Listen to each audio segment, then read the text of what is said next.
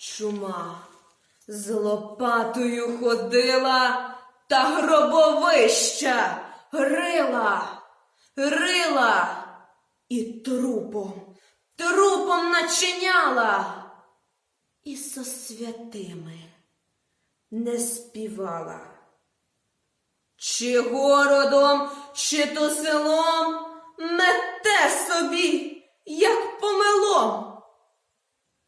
Весна, садочки зацвіли, неначе полотном укриті, росою Божою умиті, біліють.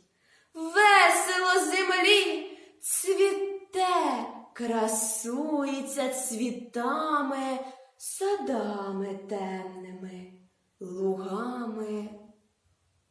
А люди біднії в селі, неначе злякані ягнята, позакривалися у хатах та й мруть.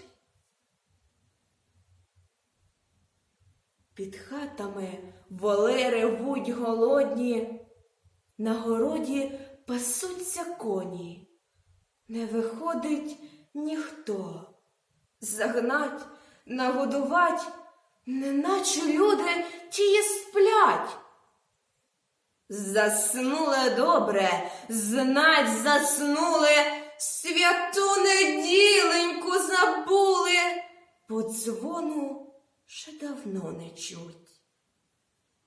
Сумують комини без диму, а за городами, за тином могили чорні й ростуть.